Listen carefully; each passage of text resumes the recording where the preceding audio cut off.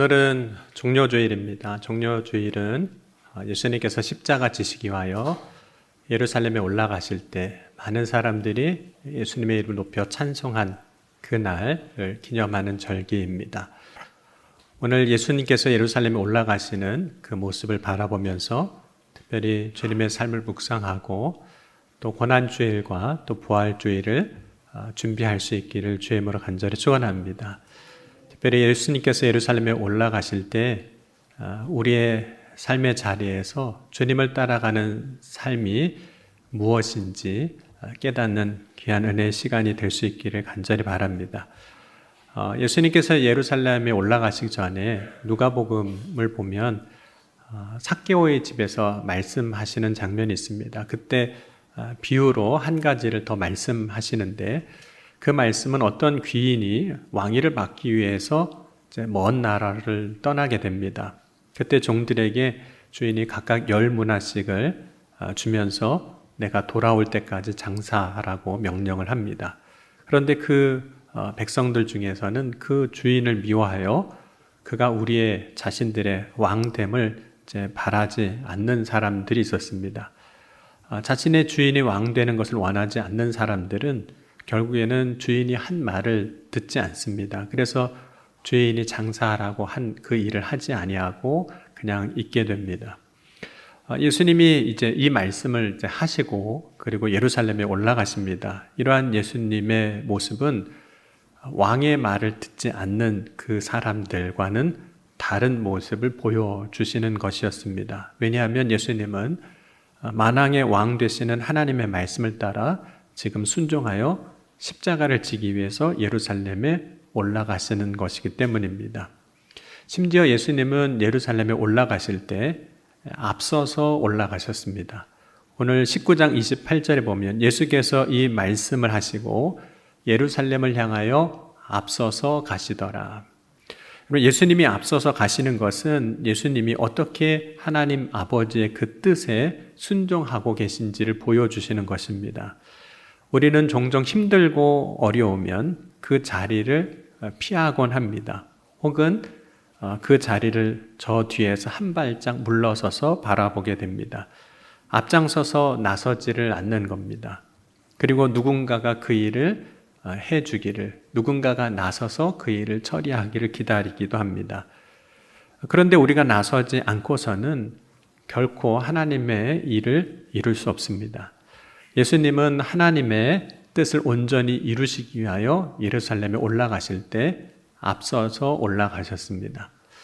앞서는 것 혹은 앞장서는 사람이 결국은 본이 됩니다.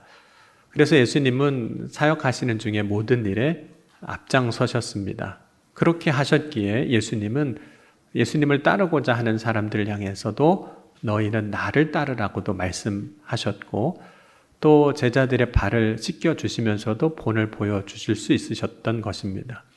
뿐만 아니라 예수님은 제자들에게 자기 십자가를 지고 나를 따르라고 말씀하셨는데 십자가에서 죽으심으로 말미암아 어떻게 자기의 십자가를 지시는 것도 무엇인지 앞서서 보여주셨습니다. 그러니까 예수님이 보여주신 그 십자가 지는 방법은 사실 하나님의 뜻에 완전하게 순종하는 거죠. 예수님은 모든 일에 앞서서 보여주셨습니다. 여러분, 예수님이 이제 예루살렘에 올라가실 때 이제 영광을 받으십니다. 예수님이 받으시는 영광의 모습은 오늘 19장에 보면 두 가지 모습으로 나옵니다. 첫 번째 영광은 준비된 나귀 새끼를 타고 올라가시는 겁니다.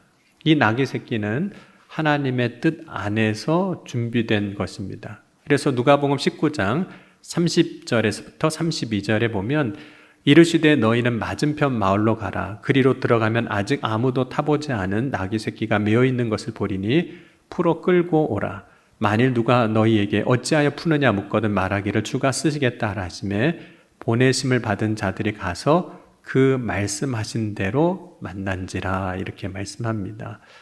그러니까 예수님이 예루살렘에 올라가실 때 하나님은 이 일을 위하여 미리 다 준비하시고 예비하셨던 겁니다. 하나님의 예비하심을 경험하고 그 은혜를 누리게 되는 것, 그것이 예수님께서 나귀를 타실 때 누리게 되는 영광입니다. 여러분, 제자들이 예수님이 말씀하신 대로 가서 준비된 나귀를 만났을 때 하나님께 영광을 돌리지 않았겠습니까? 그 준비된 것을 보면서 이 모든 일이 하나님의 뜻이라는 것을 믿지 않았겠습니까? 여러분, 믿음의 조상 아브라함은 자신의 삶에 준비된 은혜를 2번 경험하게 됩니다. 첫 번째는 아브라함이 자신이 사랑하는 아들 이삭을 하나님의 명령대로 번제로 드릴 때입니다. 창세기 22장 13절 보면 아브라함이 눈을 들어본 즉 한 수장이 뒤에 있는데 뿔이 수풀에 걸려 있는지라 아브라함이 가서 그 수장을 가져다가 아들을 대신하여 번제로 드렸더라. 아브라함이 그 땅의 이름을 여호와 이레라 하였으므로 오늘날까지 사람들이 이르기를 여호와의 산에서 준비되리라 하더라. 그래서 아브라함이 자신의 삶에서 준비되어지는 은혜를 경험합니다. 2번째 은혜는 아브라함이 자신의 아들 이삭을 이제 결혼시킬 때였습니다. 아브라함이 늙었을 때 이삭을 결혼시키기 위해서 자신의 종을 불러서 이삭의 아내 될 사람을 고향에 가서 찾아오게 합니다. 그때 아브라함의 종이 주의 명령에 순종하여 가면서 다음과 같은 기도를 하게 됩니다. 우리 창세기 24장 12절은 같이 한번 읽겠습니다. 그가 이르되 우리 주인 아브라함의 하나님 여호와여 원하건대 오늘 나에게 순조롭게 만나게 하사 내 주인 아브라함에게 은혜를 베푸시옵소서. 근데 아브라함의 종 엘리에셀이 가면서 기도한 대로 준비된 사람이었죠. 리브가를 이제 만나게 됩니다. 그럼 하나님의 일을 보면 하나님의 일에는 준비됨이 있습니다. 하나님의 역사에 예비된 것을 우리가 만나게 하시는 거죠. 왜냐하면 하나님은 그냥 아무 때나 일하시는 분이 아니라 하나님은 미리 뜻을 세우시고 하나님이 뜻하신 것을 온전하게 이루시는 분이시기 때문에 우리가 믿음 안에서 하나님의 뜻을 따라가면 그곳에서 뜻을 따라 준비된 것을 이제 만나게 됩니다. 그러므로 나귀 새끼가 예수님의 말씀처럼 준비된 것을 통해서 이제 예수님이 예루살렘에 올라가실 때 하나님이 예비하신 영광을 누리게 되시고 그 영광 가운데 서게 계시는 거죠. 예수님이 예루살렘에 올라가실 때 받으시는 2번째 영광은 예수님께서 사람들로부터 찬송을 받으시는 겁니다. 우리 35절에서 38절 같이 읽겠습니다. 그것을 예수께로 끌고 와서 자기들의 겉옷을 나귀 새끼 위에 걸쳐놓고 예수를 태우니 가실 때 그들이 자기의 겉옷을 길에 펴더라.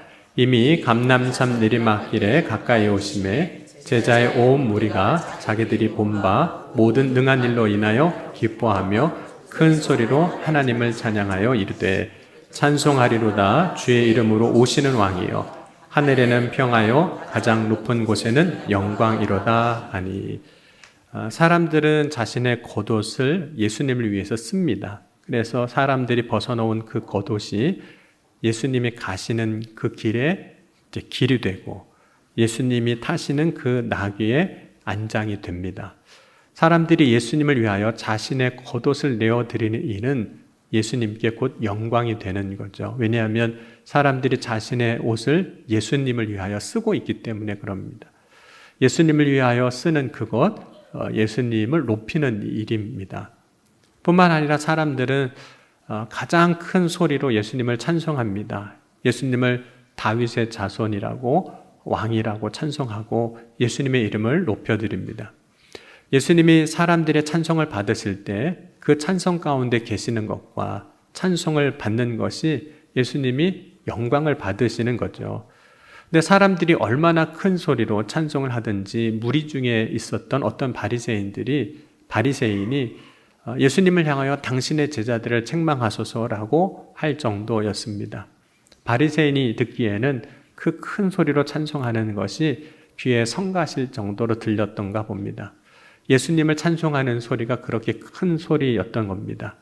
그러나 예수님은 오히려 그렇게 말하던 그 바리새인을 책망하셨습니다. 왜냐하면 예수님은 지금 찬양 받으셔야 하고 또 찬양 받기에 합당하신 분이기 때문입니다. 만약 사람들이 침묵하면 하나님은 돌들로 소리를 질러 예수님이 찬송을 받게 하신다고도 하셨습니다. 그러니까 예수님이 찬송을 받으시는 일은 지금 예루살렘에 올라가실 때 반드시 있어야 할 일이고, 또한 예수님이 찬송을 받으실 때 결국에는 하나님의 뜻이 온전히 이루어지는 겁니다. 그러므로 예수님은 사람들이 예수님을 찬송하는 것을 그대로 두시고 찬송을 받으십니다. 여러분, 예수님이 사람들이 하는 그 찬송을 그대로 두시는 것은 예수님이 대접받는 것 혹은 영광을 받는 것을 좋아하시거나 즐겨하시기 때문이 결코 아닙니다. 예수님은 섬김을 받으러 오신 것이 아니라 섬기려고 오셨기 때문입니다. 그럼에도 불구하고 예루살렘에 올라가실 때에는 나귀를 타시고 찬송을 받으신 이유가 있습니다. 그 이유는 스가랴 9장 9절의 말씀을 이루시기 위해서, 선지자로 통하여 하신 말씀이 이루어지게 하기 위해서입니다. 스가랴 9장 9절 보면 시온에 따라 크게 기뻐할지어다, 예루살렘에 따라 즐거이 부를지어다. 보라, 내 왕이 내게 임하시나니 그는 공의로우시며 구원을 베푸시며 겸손하여 나귀를 타시나니 나귀의 작은 것 곧 나귀 새끼니라. 그래서 마태복음 21장 4절과 5절에도 이렇게 말씀하고 있는 겁니다. 이는 선지자를 통하여 하신 말씀을 이루려 하심이라. 일러스되 시온의 딸에게 이르기를 내 왕이 내게 임하나니 그는 겸손하여 나귀 곧 멍에 매는 짐승의 새끼를 탔도다 하라 하였느니라. 그래서 예수님은 예루살렘에 올라가실 때 영광을 받으시는 겁니다. 그러나 예수님은 그 영광만 받으시려고 예루살렘에 올라가신 것이 결코 아닙니다. 하나님의 거룩한 뜻을 위하여 예루살렘에 올라가셨는데 그 자리에는 영광만 있는 것이 아니라 고난도 있었습니다. 그 고난은 십자가의 고난이죠. 십자가에서 죽으시고 고난 당하시는 겁니다. 그러나 사람들의 눈에는 지금 예수님의 고난이 보이지는 않습니다. 예수님을 가장 가까이에 따랐던 제자들조차도 예수님께서 예루살렘에 올라가실 때에는 영광만 보이지 고난은 보이지 않았습니다. 제자들은 예수님께서 당하게 될 고난을 생각조차 하지 않았습니다. 그 이유는 영광이 먼저였기 때문입니다. 예수님의 그 십자가의 고난은 예수님이 받으시는 영광에 지금 가려져 있습니다. 고난은 그 영광 뒤에 숨겨져 있는 것과도 같은 거죠. 고난이 영광 뒤에 있기에 예수님은 계속해서 제자들에게 그 영광 뒤에 있는 고난에 대해서 말씀을 해주셨습니다. 누가복음 9장 22절에도 이르시되 인자가 많은 고난을 받고 장로들과 대제사장들과 서기관들에게 버림받아 죽임을 당하고 제3일에 살아나야 하리라 하시고, 하지만 제자들의 귀에는 예수님이 말씀하시는 그 고난이 전혀 들리지 않았습니다. 그 이유는 영광만 보이기 때문입니다. 영광에 가리워져 고난을 보지 못하고 있는 것입니다. 그러나 예수님은 반드시 고난을 받으셔야 합니다. 그 이유는 영광 뒤에 찾아오는 고난이지만 결코 그 고난은 고난으로 끝나지 않기 때문입니다. 고난 뒤에 다시 찾아올 영광이 있습니다. 고난 뒤에 찾아올 영광은 반드시 십자의 고난을 통과한 후에야 찾아오는 것입니다. 곧 부활은 죽음 뒤에 찾아옵니다. 부활의 영광은 십자가의 죽음, 곧 십자가의 고난 뒤에 오는 것입니다. 예수님은 부활의 영광을 위하여 예루살렘을 향하여 올라가셨습니다. 또한 모든 사람의 죄를 대속하는 그 사건, 그 생명을 위하여 예루살렘에 올라가셨습니다. 예수님으로 말미암아 생명의 구원을 받는 것, 그것이 예수님이 영광을 받으시는 일이기도 합니다. 그렇다면 영광과 영광 사이에 이제 있게 될 그 고난, 예수님이 만나게 될 그 고난은 어떤 모습일까요? 그러니까 예수님이 예루살렘에 올라가실 때 받으실 영광, 받게 된 영광의 반대의 모습이 고난으로 찾아옵니다. 예수님이 영광을 받으실 때 사람들은 먼저 소리를 높여 예수님을 찬송했습니다. 그런데 예수님이 고난 받으실 때에는 비난과 멸시와 조롱을 받으셨습니다. 우리 마가복음 15장 30절과 32절은 우리 같이 한번 읽겠습니다. 내가 너를 구원하여 이스라엘 왕 그리스도가 지금 십자가에서 내려와 우리가 보고 믿게 할지어다. 함께 십자가에 못 박힌 자들도 예수를 욕하더라. 여러분, 우리가 욕을 먹어도 누구에게 욕을 먹느냐에 따라서 그 느낌이 조금 달라지기도 하거든요. 근데 사람들이 예수님을 욕하는데 그 욕하는 사람들 중에는 자신의 죄 때문에 십자가에 못 박히는 강도도 있었습니다. 그로부터 욕을 받으시는 거예요. 그러니까 예수님이 예루살렘에 올라가실 때 소리로 영광을 받으셨거든요. 그런데 그 예루살렘에서 소리로 고난을 받으시는 겁니다. 두 번째로 예수님이 영광을 받으실 때에는 사람들이 벗어놓은 그 겉옷을 통해서 영광을 받으셨습니다. 예수님께서 가시는 그 길에 옷을 깔고 그 옷이 길이 되게 하셨고 길이 되게 했고 그 옷으로 안장 삼게 하셨습니다. 그러니까 예수님이 옷으로 영광을 받으셨는데 예루살렘에 올라가셔서 또 옷으로 고난을 받으세요. 예수님이 십자가에서 고난을 받으실 때 예수님이 입으셨던 옷이 다 이제 벗겨지게 됩니다. 우리 요한복음 19장 23절 그리고 24절도 같이 읽겠습니다. 군인들이 예수를 십자가에 못 박고 그의 옷을 취하여 네 깃에 나눠 각각 한 깃씩 얻고 속옷도 취하니 이 속옷은 호지 아니하고 위에서부터 통으로 짠 것이라. 군인들이 서로 말하되 이것을 찢지 말고 누가 얻나 제비 뽑자 하니 이는 성경에 그들이 내 옷을 나누고 내 옷을 제비 뽑나이다 한 것을 응하게 하려 함이라. 군인들이 이런 일을 하고 그래서 예수님께서 옷을 입지 못한 채 십자가에 이제 매달리시게 되는 거죠. 여러분 사람에게 있어서 옷이 갖는 의미들이 있습니다.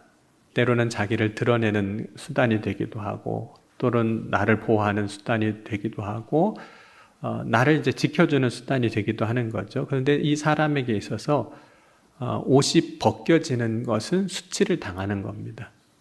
옷이 벗겨지는 거예요.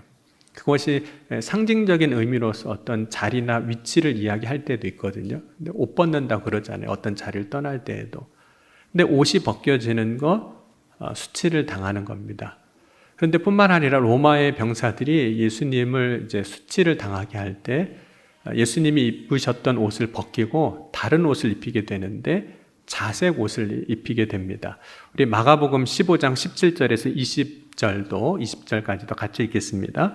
예수께서 자색 옷을 입히고 가시관을 엮어 씌우고 격리하여 이르되 유대인의 왕이여 평안할지어다 하고 갈대로 그의 머리를 치며 침을 뱉으며 꿇어 절하더라. 희롱을 다한 후 자색 옷을 벗기고 도로 그의 옷을 입히고 십자가에 못 박으려고 끌고 나가니라. 이 자색 옷은 특별히 귀족이라든지 이제 왕을 상징하는 그런 옷의 색깔입니다. 그래서 예수님이 유대인의 왕으로 오셨다고 하니 왕을 상징하는 그 자색 옷을 로마 병사들이 입히지만 그 옷을 또 다시 벗겨내는 거죠. 그러니까 이러한 방법은 지금 로마 병사들이 예수님을 모욕하고 조롱하고 있는 겁니다. 이것이 예수님이 옷을 통해서 받으셨던 고난입니다. 그러니까 예수님께서 예루살렘에 올라가실 때 소리를 통해서 영광도 받으셨지만 소리를 통해서 고난 당하시고 옷을 통해서 영광을 받으셨지만 그 옷을 통해서 또 고난을 당하시는 거죠. 근데 예수님이 당하신 고난은 육체의 고난도 있습니다. 예수님이 나귀를 타고 예루살렘에 올라가실 때 그래도 좀 편했겠죠. 걷는 것보다는 타고 가는 게 낫지 않겠습니까? 그런데 예수님께서 예루살렘에 올라가실 때 그 올라가신 후에 예수님은 채찍에 맞으십니다. 뿐만 아니라 예수님의 손과 발이 십자가에 못 박히셨습니다. 그리고 옆구리는 창으로 찢기시는 거죠. 그때 예수님은 육체로서 당할 수 있는 모든 고난을 당하시는 거예요. 그러니까 육체의 편안함이 영광 받으실 때 있었다면 동시에 그 자리에서 육체의 고난을 당하시는 거죠. 근데 예수님이 당하시는 그 육체의 고난이 얼마나 큰 것인지에 대해서 이렇게도 말씀하고 있습니다. 요한복음 19장 28절에 보면 십자가에서 예수님께서 그 후에 예수께서 모든 일이 이미 이루어진 줄 아시고 성경을 응하게 하려 하사 이르시되 내가 목마르다 하시니 말씀합니다. 예수님이 목마르다고 말씀하신 이유는 물과 피를 다 쏟으셨기 때문입니다. 그런데 그때 육체의 고난으로서 물과 피를 다 쏟으셨을 때 경험하는 그 고통은 음부에서 당할 만한 고통이라는 거죠. 그래서 누가복음 16장 23절에 이렇게 말씀을 하고 있습니다. 16장 23절은 같이 읽겠습니다. 그가 음부에서 고통 중에 눈을 들어 멀리 아브라함과 그의 품에 있는 나사를 보고 불러 이르되 아버지 아브라함이여 나를 긍휼히 여기사 나사로를 보낸 그 손가락 끝에 물을 찍어 내 혀를 서늘하게 하소서. 내가 이 불꽃 가운데서 괴로워하나이다. 부자 나사, 거짓 나사로와 부자 이야기에서 이 부자가 음부에 내려가서 고통 중에 이야기하기를 내 혀를 서늘하게 해달라는 그 고백을 하는 겁니다. 그러니까 그때 음부에서 경험한 고통이 육신으로는 이 목마름에 대한 고통으로 이제 표현되고 있었던 거죠. 그러니까 예수님이 십자가에서 물과 피를 다 흘리시고 당하셨던 그 육체의 고난이 음부에서나 당할 법한 그 고통, 그 고난을 당하시고 계셨다는 거예요. 근데 이 모든 고난이 다 같은 자리에서 있었던 겁니다. 예루살렘에서. 소리로 찬송받으시고 옷으로 찬송받으시고 영광 받으시고 육체의 편안함이 그 자리에 있었다면 똑같은 그 자리에서 소리로 고난당하시고 옷으로 고난당하시고 육체의 고난으로 고통을 당하셨던 겁니다. 여러분, 우리는 항상 좋은 것만 이렇게 취하고 싶어 합니다. 좋은 것과 나쁜 것이 있다면, 편한 것과 어려운 것이 있다면 여러분은 어떤 것을 선택하시겠습니까? 이왕이면 좋은 것 선택하고 이왕이면 편한 것 그 하나만 가지고 가고 싶어 합니다. 만약 영광과 고난 중에 하나만 취하고 싶다면 분명히 영광만 가져가려 할 겁니다. 그러나 영광과 고난은 어느 하나만 가질 수 없다는 겁니다. 왜냐하면 그것은 항상 같은 자리에 있기 때문입니다. 여러분, 사도 바울은 예수 그리스도를 믿는 축복이 하나님의 자녀됨이라고 고백을 합니다. 특별히 우리가 하나님의 자녀가 되었을 때 하나님의 상속자가 되는 것이라고 고백합니다. 예수 그리스도를 믿는 것이 하나님의 자녀됨임을 요한복음 1장 12절에 이렇게 고백하고 있습니다. 영접하는 자, 곧 그 이름을 믿는 자들에게는 하나님의 자녀가 되는 권세를 주셨으니.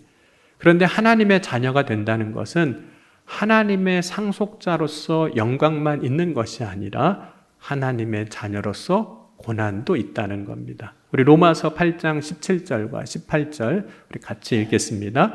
자녀이면 또한 상속자, 곧 하나님의 상속자요 그리스도와 함께 한 상속자니 우리가 그와 함께 영광을 받기 위하여 고난도 함께 받아야 할 것이니라. 생각하건대 현재의 고난은 장차 우리에게 나타날 영광과 비교할 수 없도다. 여러분, 하나님의 자녀라는 우리의 삶의 자리에는 영광이 있습니다. 하나님의 자녀로서 상속자로서 누리게 되는 영광도 있지만 고난도 있습니다. 그런데 분명한 것은 그 고난보다 받게 될 영광은 비교할 수 없을 만큼 더 큽니다. 그러므로 고난보다 더 큰 영광을 바라보고 우리가 서야 할 자리, 있어야 할 자리, 감당해야 할 일들을 믿음 안에서 예수님을 바라보며 이뤄나갈 수 있는 저와 여러분이 될 수 있기를 주의 이름으로 간절히 축원합니다. 여러분, 신앙생활을 하면서 성도의 삶의 자리는 영광이 있습니다. 그런데 영광과 함께 고난도 있습니다. 목회자의 삶에도 이렇게 되돌아보니까 영광이 있습니다. 그런데 영광과 함께 고난도 있습니다. 우리가 믿음으로 살 때 왜 어려움이 없겠습니까? 믿음 안에서 받는 고난이 있습니다. 믿음 안에서 받는 고난이 영광보다 크다고 할 때 우리는 당장 보이는 영광이 없기에 그 자리를 피하게 됩니다.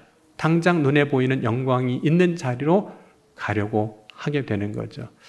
여러분, 아마도 제자들이 예수님이 예루살렘 입성하실 때 기꺼이 예수님을 따랐던 이유는 영광을 먼저 보았기 때문입니다. 만약 제자들이 십자가의 고난을 먼저 보았다면 그때에도 제자들이 예수님을 따라갔을까요? 예수님이 십자가의 고난을 당할 때 제자들이 다 흩어졌던 것을 보면 고난을 먼저 보았다면 예수님을 따르지 않았을 겁니다. 그런 면에서 보면 고난을 먼저 보기보다 영광을 먼저 보는 것이 더 나은 듯 하기도 합니다. 제자들이 영광을 보았기에 주를 위하여 기꺼이 무언가를 하기도 했고 하겠다고 고백도 했습니다. 예수님께서 변화산에서 영화로운 모습으로 변형되시는 것을 본 베드로는 주를 위하여 초막을 짓겠다고 했습니다. 베드로가 변화산에서 주의 영광을 보지 않았다면 그렇게까지 하지는 않았을 겁니다. 하지만 영광 너머에 있는 고난이 있습니다. 그리고 동시에 그 고난 너머에 또 다른 영광이 있음을 우리는 기억해야 합니다. 여러분, 예수님께 십자가의 고난이 있지만 그 고난 너머 부활의 영광이 있습니다. 오늘 우리에게 주님을 따를 때 고난도 분명히 있겠지만 주님과 같은 자리에 설 때 고난 너머에 있는 부활의 영광에도 참여하게 하여 주실 줄 믿습니다. 그러므로 고난이 있다고 하여 피하는 자가 되지 말고 온전히 고난 너머에 있는 영광을 바라보며 주님을 따를 수 있는 저와 여러분이 될 수 있기를 주의 이름으로 간절히 축원합니다. 그 자리에는 고난과 비교할 수 없는 영광이 함께 있습니다. 그 자리가 믿음의 사람들이 서야 할 자리입니다.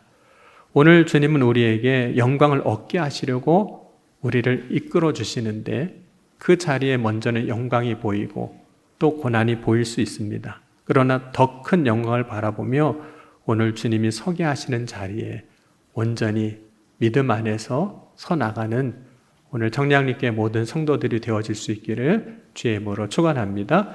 오늘 주신 말씀 붙잡고 우리 함께 기도하겠습니다. 주님, 우리가 서는 자리에 고난이 있지만 또한 그 고난 너머에 영광이 있는 줄 믿습니다. 고난과 비교할 수 없는 그 놀라운 영광을 바라보며 우리가 마땅히 서야 할 자리에 설 수 있는 믿음을 허락하여 주옵소서. 특별히 종려주의를 통하여 예수님의 그 예루살렘 성 올라가시는 그 모습을 바라보며 우리가 서야 할 자리가 어느 곳인지 깨달아 알게 하시고 믿음으로 서게 하여 주옵소서. 이 시간 함께 말씀 붙잡고 우리의 믿음의 고백 가지고 우리 통성으로 기도하시겠습니다. 지금도 살아계시고 역사하신 하나님 아버지 감사합니다. 오늘 이 아침에도 주님을 바라보며 우리가 서야 할 자리에 온전한 믿음으로 서게 하여 주옵소서. 때로는 고난이 있지만 그 고난 너머에 주님 예비하신 고난과 비교할 수 없는 더 큰 영광을 바라보게 하시고 내가 서야 할 자리 믿음으로 온전히 서서 주님과 함께 기뻐하며 주님과 함께 그 영광을 함께 누리는 믿음의 자녀들이 다 되게 하여 주옵소서. 오늘도 주님을 바라고 소망하며 주님 앞에 예배합니다. 주님, 오늘 이 시간 우리 예배를 받으시고 예배 가운데 역사하신 주님의 놀라운 은혜가 선포되게 하여 주셔서 살아 역사하신 주님을 알고 날마다 이기는 승리의 삶을 살아가는 주의 자녀들이 다 되게 하여 주시옵소서. 오늘도 한 사람 한 사람 기억하시고 기도의 간구에 부르짖음에 응답하여 주신 줄 믿습니다. 주여, 은혜 위에 은혜를 더하여 주옵소서. 믿음을 더하여 주옵소서. 사랑해 주님 감사합니다. 주님, 우리를 부르시는 그 자리에 고난이 있지만 그 고난 너머에 더 큰 영광이 있음을 바라보고 우리가 마땅히 서야 할 자리 믿음 안에서 강건함으로 서는 주의 자녀들이 다 되게 하여 주옵소서. 오늘 예루살렘에 올라가신 그 예수님을 바라보며 고난주간을 승리하게 하시고 또 믿음 안에서 부활의 영광을 바라보며 기뻐하는 믿음으로 서나갈 수 있도록 은혜 내려 주옵소서. 오늘도 간절히 사모함으로 구할 때 우리의 부르짖음에 응답하여 주신 줄 믿사오며 사랑이 많으신 우리 주 예수 그리스도의 이름으로 감사하며 간절히 기도하옵나이다.